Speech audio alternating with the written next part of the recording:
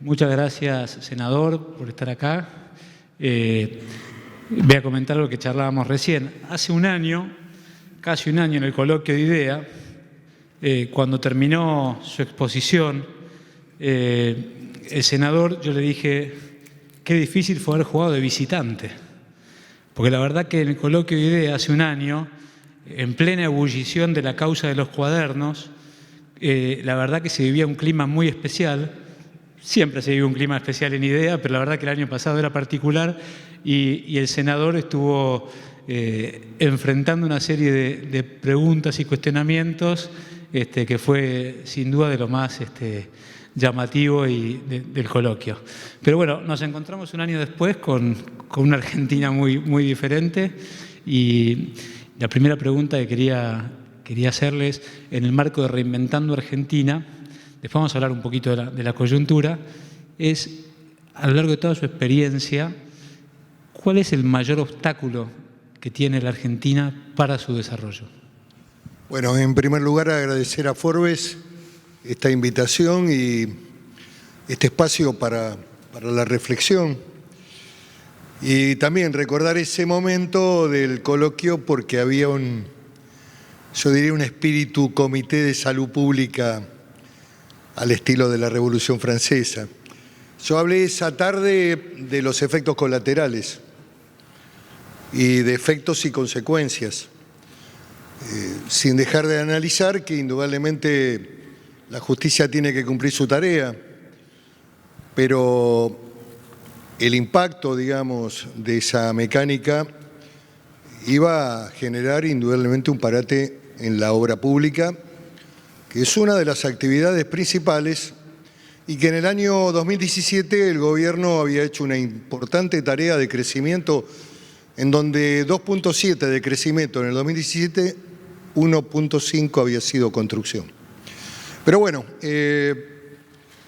veremos cómo sigue. Hoy, haciendo la última reflexión, la causa tiene una sola imputación, que es la figura del cohecho. La asociación ilícita ha sido desestimada por la Cámara Federal y creo que en algún momento habrá que analizar mecánicas de salida para poder recuperar con recambios de los directivos, pero recuperar las empresas para que sigan siendo nacionales. Esto me parece que es el desafío, por supuesto con responsabilidades que se tendrán que definir en el marco del proceso judicial, pero también buscando opciones para la continuidad de las empresas. Esa era mi preocupación. Creo que vale la pena hacer esta reflexión ahora. En algún momento habrá que abordarlo, este tema. Hay más de 200 empresas argentinas, muchas de ellas de origen familiar, algunas importantes, con grandes inversiones en sectores muy potentes de la economía argentina. Así que bueno, yo digo lo siguiente, es fundamental defender la división de poderes, hay que confrontar con cualquier manifestación que plantee desarmar el Poder Judicial, revisar sentencias, no se sabe a través de qué mecanismo. El único mecanismo de revisión de las resoluciones judiciales son las diferentes instancias que marca el debido proceso legal, así que esto es importante. Ahora, también una excesiva hiperjudicialización y el gobierno de los jueces también suele ser nocivo en los sistemas democráticos. Así que quería dejar esta idea porque es la misma idea que sostuve hace un año, hace 2, hace 3 y siempre. Me parece que es importante la coherencia y una visión que tiene que ver con el Estado de Derecho, con garantías, con afianzar el sistema de división de poderes. Cuando arrancamos hace unos minutos, unas horas, este evento, hablábamos de la necesidad de consensos básicos y tal vez un poco Alex trataba de remitir ahí cuál es el consenso básico que nos faltó y que nos falta todavía para generar un crecimiento sustentable, porque el crecimiento espasmódico capaz que a veces tenemos, pero... A mí me parece fundamental el gesto del presidente en esta convocatoria de apertura, que no es solamente una convocatoria a mi persona, sino a una parte del peronismo que está afuera, que está en la casa, que no está contenido en una propuesta una mirada, digamos, de una oposición de colisión. Creo que hay que ir a una democracia de concertación, de acuerdos. La Argentina necesita imperiosamente de grandes acuerdos. Esta no es una mera retórica, sino una necesidad vital para el país, acordar grandes temas para poder superar los procesos de crisis cíclica que la Argentina ha tenido, que siempre se han resuelto por vía del endeudamiento externo o por vía de la emisión monetaria. Hoy parecería que los distintos actores de la política argentina han logrado por lo menos una mirada. Lo escuché en su momento también al candidato Alberto Fernández, en orden a que, bueno, que el orden fiscal es necesario. Eso ya es una base para plantear el futuro, digamos. Es poco posible seguir sosteniendo un nivel de gasto que está por encima de las posibilidades que el Estado tiene de responder. Este ha sido el síntoma permanente de la democracia argentina, diría yo, desde el 76 en adelante, esta visión de resolver las cuestiones por vía de inflación o por vía de endeudamiento y nunca haber afrontado las cuestiones estructurales ha venido signando la etapa de la dictadura militar, donde comienza el endeudamiento externo y comienza también un proceso de inflación y todo el proceso democrático argentino. Así que los grandes acuerdos son fundamentales. Hay que ir a la búsqueda también de no solamente acuerdos parlamentarios. A mí me parece fundamental la convocatoria al sector empresario, al sector laboral. Siempre pongo como ejemplo el esfuerzo de un sector quizás el más potente de la economía argentina hoy, que es el de la energía, que es seguramente el bloque que van a tratar después. Ahí hay un modelo, digamos, que es muy atractivo, de acuerdo entre el sector laboral y el sector empresario, y apuntando a la competitividad, a la productividad y al crecimiento del empleo. Me parece que ese es el modelo para implementar. Se ha hecho también algo parecido con la fabricación de camionetas Toyota.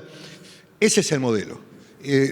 Habrá que hacerlo macro y habrá que hacerlo en grandes trazos, pero me parece que la convocatoria tiene que ser a esa mirada de acuerdos estratégicos para que Argentina pueda crecer, para que tengamos un proyecto que nos permita cumplir con los compromisos internacionales, con los que han invertido en la Argentina, con los que han invertido en bonos, los que han creído en el país, evitar cualquier contingencia. Yo digo que es dramática y una instancia tremenda para la Argentina sería el riesgo de un nuevo default. Hay que tratar de evitarlo, pero a tal efecto también hay que apuntalar el crecimiento interno. Perdón que me interrumpa, pero esto nos pone nerviosos a todos. Hay que tratar de evitar un nuevo default. ¿Hay riesgos de un nuevo default? Yo digo que hay expresiones y hay visiones que están en el proceso democrático argentino, lo va a resolver la sociedad con el voto. Yo digo que hay alguna mirada retrospectiva desde el punto de vista del pasado, de cómo resolvieron en algún momento, en alguna circunstancia, los procesos económicos, con marcos que yo defino de emocionalidad política en términos, digamos, del discurso, no a los buitres, no a la fragata, en fin, todas estas cosas que terminan siendo nocivas, que pueden aparecer en el discurso emocional argentino de manera sucesiva en las distintas coyunturas más dramáticas del país.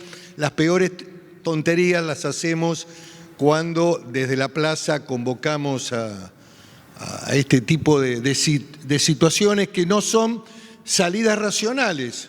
Entonces, la vuelta atrás a un modelo de intervención económica, a pensar de que primero hay que crecer en el plano interno, activar el consumo, y algunos dicen, porque lo escuché, no son las figuras principales, debo decirlo, no lo han dicho, y creo que incluso la decisión de la expresidenta ha sido un giro táctico hacia el centro moderado, eso también es un dato, pero lo que digo es que hay expresiones, hay voces que están así en el núcleo del poder, que son peligrosas. Los muertos no pagan, vamos a esperar 3 años para ver cómo crecemos. Yo digo que la primera definición, que fue lo que sostuve además en Wall Street, en el momento de mayor volatilidad de la Argentina, es el compromiso de cumplir. Argentina tiene que cumplir. Si hubiera un marco de necesidad, seguramente el gobierno planteará las reformulaciones. De hecho, hubo tres cambios ya en el acuerdo originario del Fondo Monetario. Pero la Argentina no puede ser nuevamente un país defolteador, no puede ser un país que no cumpla con sus compromisos, no puede ser un país totalmente impredecible. Creo que eso afectaría además a las empresas, y los que perderían definitivamente son los más pobres o los sectores asalariados. Esto me parece que está en el debate, en el corazón del debate. Está en el debate también la consolidación de un modelo democrático, una visión de un capitalismo. Nadie discute en el mundo que el modelo tiene que ser capitalista. Podemos discutir instrumentos, podemos discutir políticas desde el punto de vista de la activación de determinadas actividades económicas. Ahora, volver a modelos de intervención económica excesivamente rígidos, casi de países de detrás de la cortina, que ya no existen más, a mí me parecen escenarios muy complicados que lo que van a hacer es agravar el problema. Con el argumento de defender a los pobres, lo que se va a hacer es generar más pobres. Recién comentó que luego de su visita a Wall Street y tras el anuncio de su candidatura, es verdad que bajó el riesgo país y fue muy bien visto por los mercados. Algo impensado que un gobierno como el de Cambiemos necesitara un candidato vicepresidente peronista para recuperar la confianza de los mercados, algo que no se hubiera imaginado ningún analista. Eso la verdad que me parece que es un análisis, no quiero de ninguna manera lastimarte, pero es muy precario. Diría que acá hay una decisión política que la toma el presidente. El presidente abre su frente, busca darle previsibilidad hacia el futuro y fundamentalmente me parece que los mercados, los sectores financieros, visualizan la posibilidad de que Juntos por el Cambio continúe en el poder. Este me parece que es el dato que aparece. No es mérito mío, ni tampoco tiene que ver con el efecto económico. A mí me parece que los sectores financieros, especialmente Wall Street, es sensible a los procesos políticos. Y en un momento de cambio electoral, esa sensibilidad aumenta. Y mucho más cuando hay una memoria histórica consolidada en Wall Street, especialmente por parte del anterior gobierno, de la expresidenta, que había hecho una correcta tarea de desendeudamiento con el primer canje, segundo canje, Club de París, pero que no resolvió el tema Holdau. Y ese tema, no haberlo resuelto, dejó indudablemente un marco de duda, de incertidumbre frente a la posibilidad de que pueda volver al poder ese proyecto político en donde ella sigue siendo, cuando digo ella es la expresidenta Cristina Fernández de Kirchner, sigue siendo la centralidad de ese poder, sigue siendo el eje convocante de ese poder político. Sí, sin duda. Igual fue bien visto por Wall Street su candidatura a vicepresidente, que era impensada hace poco tiempo. Tengo una consulta que es la siguiente. Como todo es impensado en la política, quería preguntarle si se anima a narrar o a describir cuáles son sus 3 diferencias principales con Alberto Fernández, en términos que los dos comparten un espacio político histórico. Si uno pudiera retroceder en el tiempo y por cuestiones azarosas dijera, hoy se bajó Cristina y el candidato a presidente por ese espacio es Miguel Pichetto, todo hubiera posible. Estoy diciendo que el perfil suyo con el de Alberto Fernández, de alguna manera, en términos históricos, tiene puntos de encuentro fuertes. Entonces, teniendo en cuenta lo que viene, mi consulta es cuáles son sus diferencias principales y qué dificultades cree que tendría Alberto Fernández en caso de ser presidente, usted que conoce tan bien a los protagonistas de ese espacio. A ver, diferencias personales no tengo con nadie. Me parece que la política argentina muchas veces se reduce a la agresión personal y lo que hay que discutir es una visión de ideas, un núcleo de ideas. A ver, una diferencia que podría mencionar es que yo he sido siempre producto del resultado electoral.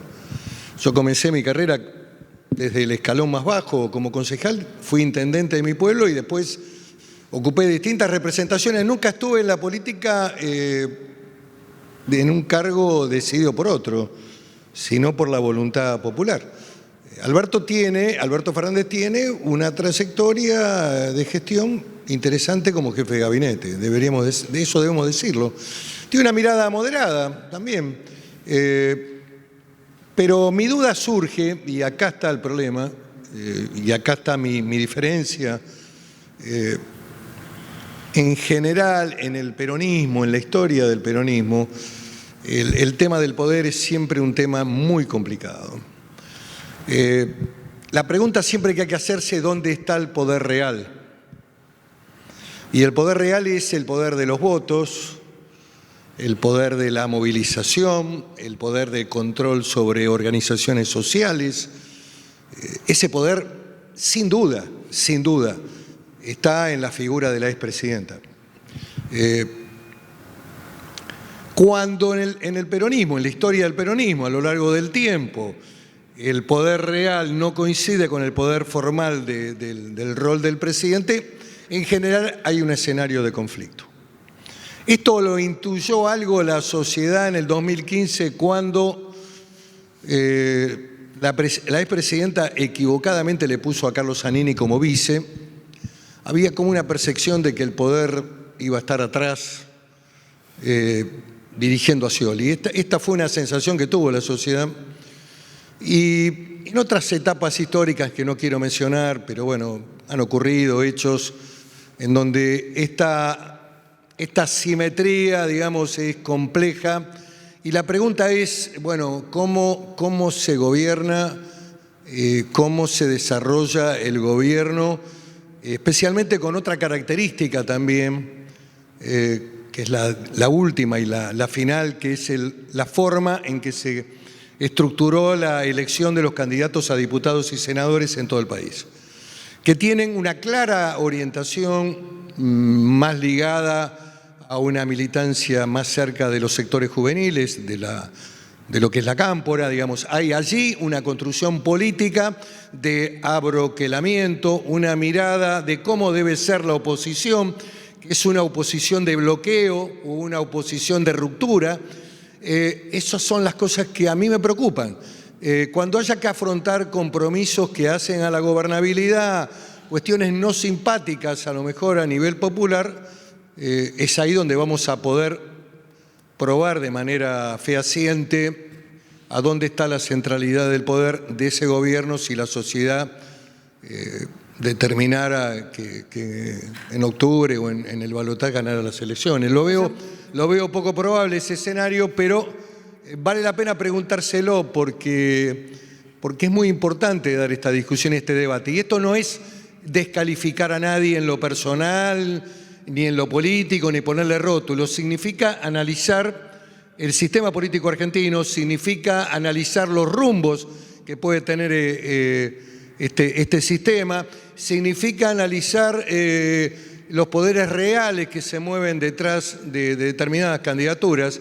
De hecho, hay una anomalía en términos del proceso de selección del presidente. Es la vicepresidenta la que elige al candidato a presidente. Es la que define las listas legislativas. Es indudable que el foco del poder está ahí. Si después el presidente eventualmente que fuera electo va a tener la autonomía, bueno, es un tema que habrá que analizarlo en el futuro, pero creo que ahí empieza a despuntar uno de los problemas más graves que puede haber en la Argentina. Vayamos al escenario contrario en el que usted y Macri efectivamente ganan las elecciones. Acá en el panel anterior... Pero es el escenario que va a ocurrir. Creo que la sociedad va a hacer un acto también de autodefensa, de ratificación de rumbos, de asumir que hay dificultades, pero que por este camino se sale. En el panel anterior hubo reclamos muy concretos, no solo de cuentas públicas sanas, sino de reforma impositiva, reforma laboral, y en parte la reacción, la buena recepción que tuvo por parte del mercado su designación tiene que ver con que se lo vio como una garantía o una mayor posibilidad de que esas reformas eventualmente en un segundo mandato de Macri ocurran. ¿Qué tan cierto es y qué tan convencido está el gobierno en un segundo mandato avanzar con las 2 reformas básicas que no pudo, no quiso, no pudo intentar, lo que fuere, en el primer mandato? Bueno, lo que a mí me parece fundamental es que un gobierno de minoría resulta poco posible llevar adelante reformas estructurales. Este es el primer dato. El gobierno ha hecho mucho en la discusión ley por ley, ha hecho esfuerzos de gobernabilidad importantes, de hecho también hemos trabajado para la gobernabilidad. Ha hecho un gobierno federal, ha transferido recursos a las provincias que el anterior gobierno les retenía de manera muy fuerte, en un esquema muy centralizado. Creo que hay que hacer una gran convocatoria, creo que el presidente la va a hacer, a los sectores económicos, a los sectores democráticos de la Argentina, a la construcción de consensos. Hay que salir de esos conceptos que generalmente tienen muy mala prensa porque están instaladas de manera negativa. Yo creo que hay que analizar la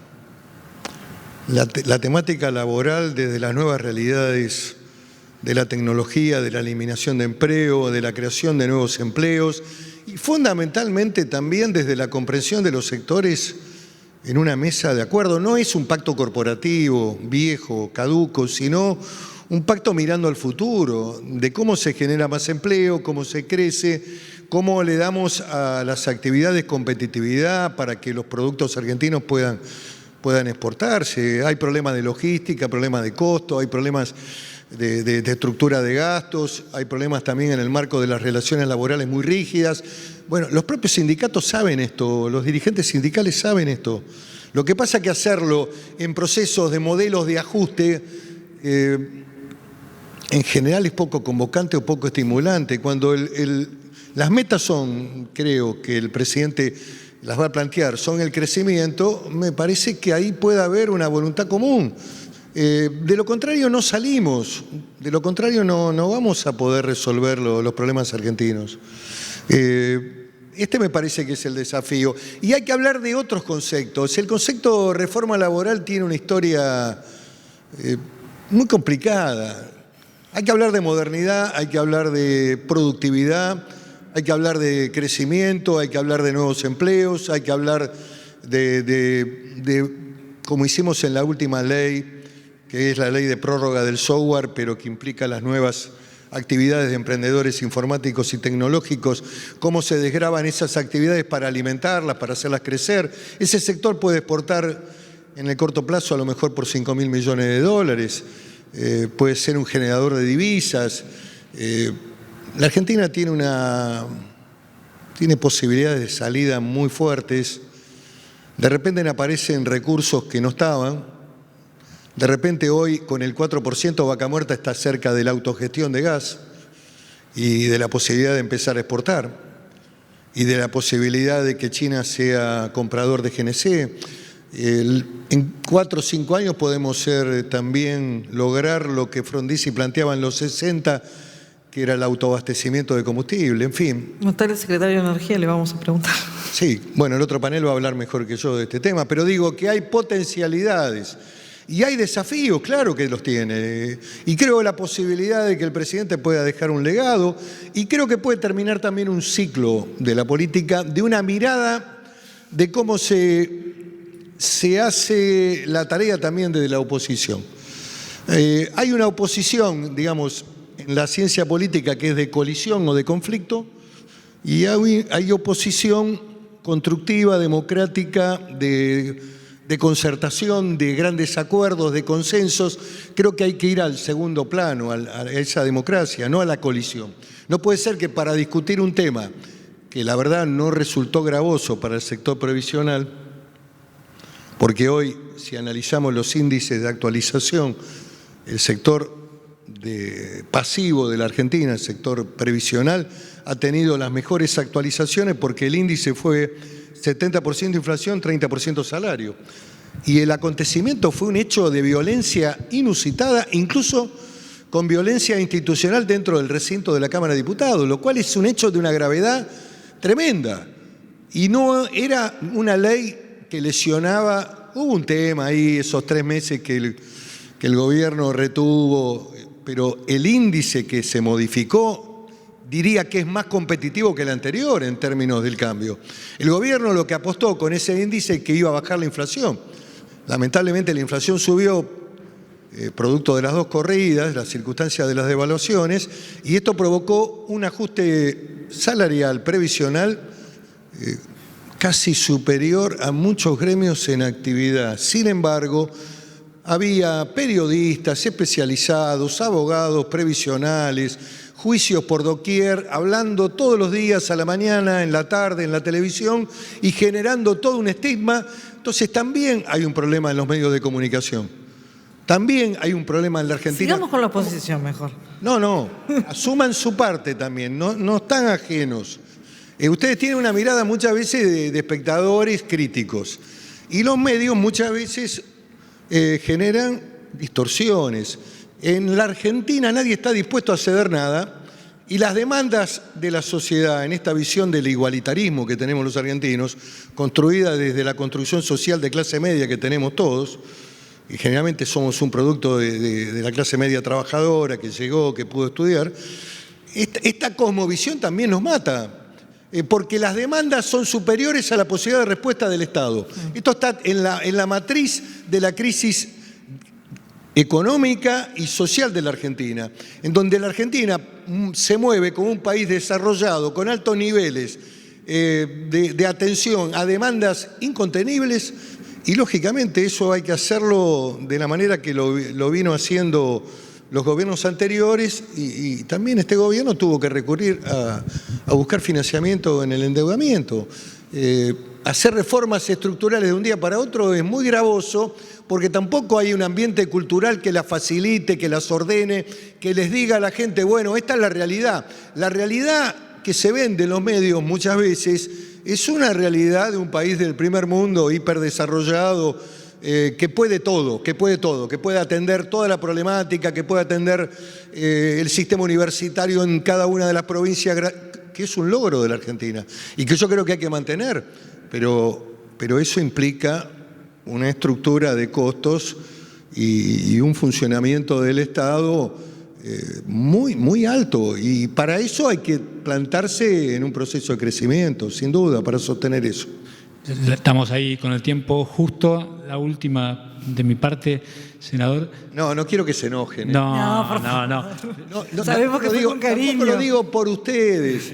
Lo que digo es que la construcción de la opinión pública, el proceso de cambio cultural también se da con noticias certeras, con valoraciones reales de lo que el país puede, de lo que no puede, de lo que se puede hacer cargo, de lo que puede avanzar. Esto me parece que es importante. Si no, siempre se trabaja sobre mundos imaginarios. No es para entrar en discusión, pero la generación de esa conciencia y que ese discurso en algún punto también debe bajar de quienes lideran los procesos y claro. No serían los medios en ese caso. Pero sí, no es para entrar en la discusión. Es el huevo y la gallina. Diría que hay responsabilidades en la sociedad.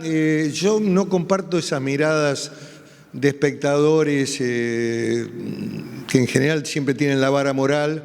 No me la banco esa. Yo creo que todos tenemos algo de responsabilidad en la construcción de la Argentina, y los medios en un mundo hipercomunicado tienen una gran responsabilidad. Senador, recién contaba que nadie está dispuesto a ceder nada, cosa que se habló también acá en el primer bloque. Bueno, el gobierno cedió a la vicepresidencia en un giro impensado, en una respuesta a lo que hizo la oposición. En este esquema, ¿cuál es el aporte principal que siente que puede dar el peronismo y su figura en particular en los próximos 4 años con su rol como vicepresidente, más allá de lo institucional? A ver, el gobierno y el presidente es el espacio que tienen los votos los tiene el presidente. Yo creo que el intento de apertura es tratar de dar previsibilidad, creo que tiene más que ver con el 11 de diciembre, cuando haya que asumir el segundo mandato del presidente Macri, tiene más que ver con el nexo con los gobernadores, con la construcción de consensos, con la tarea que yo debo hacer en el marco de la vicepresidencia, que es presidir el Senado, de un lugar que conozco y que sé que tiene sus límites y que sé cuál es el rol que el vicepresidente ocupa en el escenario institucional, que es el acompañar las políticas que el presidente vaya diseñando para que éstas puedan tener su correlato positivo en el Congreso. Sumar voluntades, acordar, construir consensos. Esto me parece que es lo que ha tenido como objetivo el presidente, mirando más que la coyuntura electoral, el escenario del futuro de la Argentina. Me parece que es una decisión que tiene que ver con eso. Perfecto. Senador, muchísimas gracias por tenemos el rojo ahí, nos quedaríamos un rato largo más. Ahora vamos a escuchar al secretario de Energía, pero una vez más agradecerle su presencia. Gracias. Me quedaría peleando. Muchas gracias, senador.